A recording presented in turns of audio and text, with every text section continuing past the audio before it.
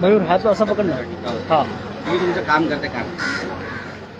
माझी पत्नी प्राध्यापिका आहे, मेधा ओक मराठी आहे. माझी सुनबाई दिव्या बागायतकर.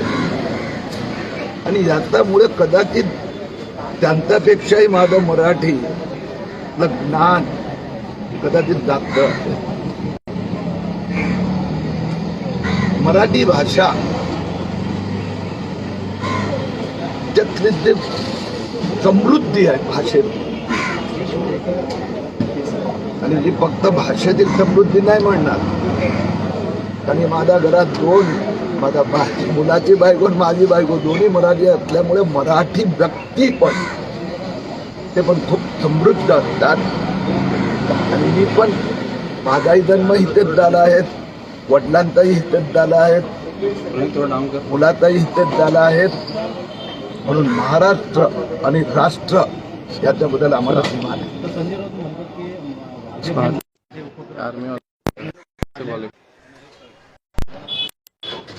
शिवसेनेचे महापालिकेचे फंड कलेक्टर म्हणजे मुंबई महापालिका स्थायी समितीचे अध्यक्ष यशवंत, जे मी गेले 4-6 महिने फॉलोअप करतोय, तर 17 इमारती 100 कोटीचा पेक्षा जास्तचा आकडा टोटल हे माझा कॅल्क्युलेशन मध्ये आलेला आहे.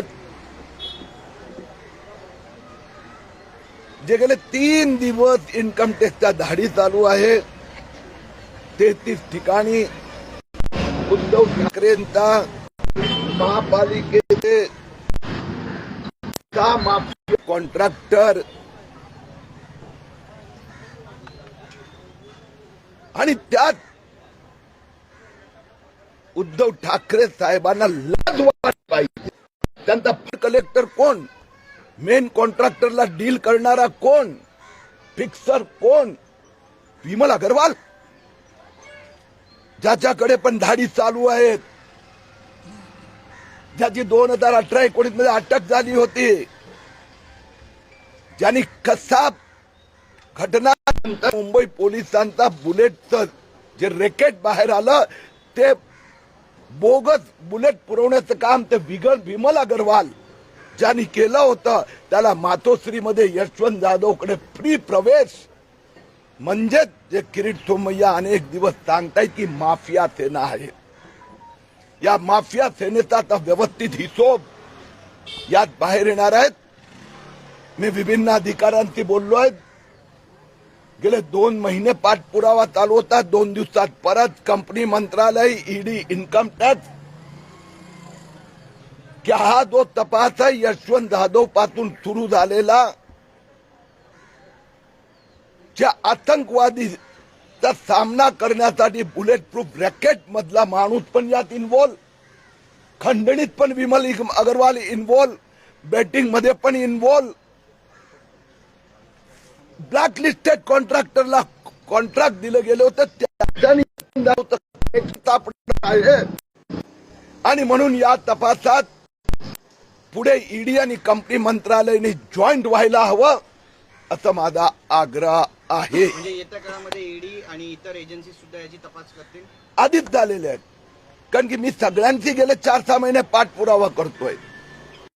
निवडणूक आयोगात 1 वर्षापूर्वी रिपोर्ट देण्यात आला होता.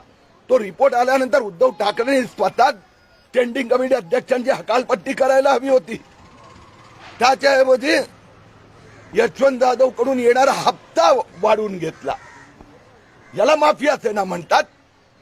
मुख्यमंत्रीच्या हातात तो अहवाल आहे की ज्या पद्धतीने यशवंत जाधवनी कशा पद्धतीने पैसे घेतले कॉन्ट्रॅक्टरकडून, केस कुठून कुठे गेली आणि UAE सौदीमध्ये कसे पोचले पैसे, हे मुख्यमंत्री, जसं आपण म्हणतो ना की पोलीस स्टेशन मध्ये नवीन इन्स्पेक्टर आला की काय सुरू होते, हप्ता डबल होतो, तसं ही माहिती आल्यानंतर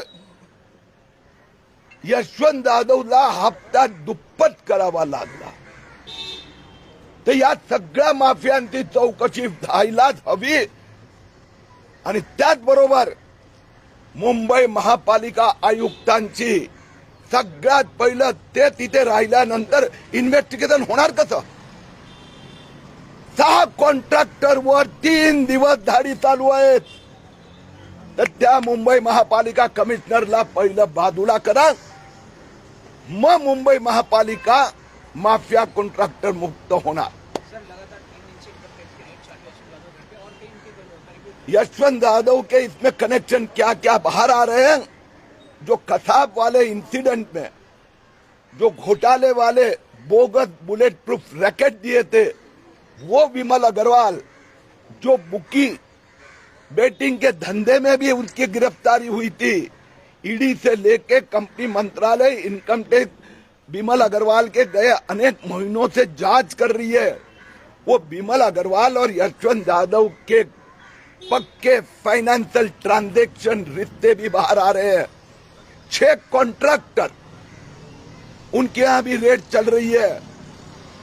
और मैंने गए 2 दिन में ईडी, कंपनी मंत्रालय, इनकम टैक्स विभाग को मैंने कंप्लेंट दी थी. गए 2-4 महीने मैंने फाइनेंस मिनिस्टर को कंप्लेंट दी थी. तो मैं उसका फॉलोअप ले रहा हूं. और मेरा आग्रह है, क्योंकि ईडी के पास ऑलरेडी विमल अग्रवाल की फाइल है.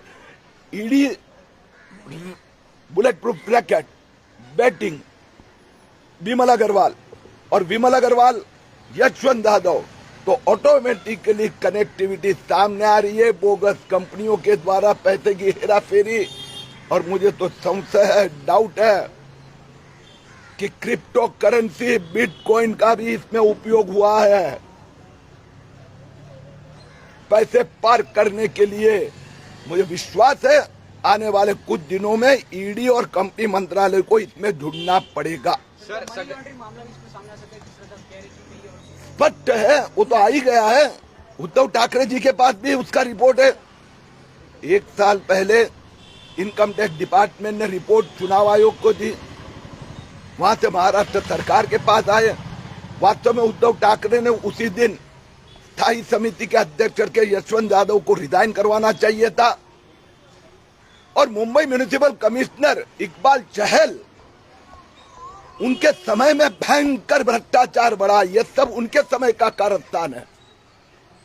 और जांच होगी तब तक इकबाल चहल को बाहर करना चाहिए. सर, जिस तरह से देख रहे हैं एजेंसी लगातार रणदीप देशमुख को पहले जेल में डाली है और गोवा में, वही जिस तरह से आप लोग जिस तरह से एजेंसी कार्रवाई चली, उसके बाद मुंबई पुलिस एक बार फिर दिशा सालियान मामले में नारायण राणे और नीतीश राणे के खिलाफ. देखो, वो ऐसा है, उद्धव ठाकरे के पास और कुछ बचा ही नहीं है.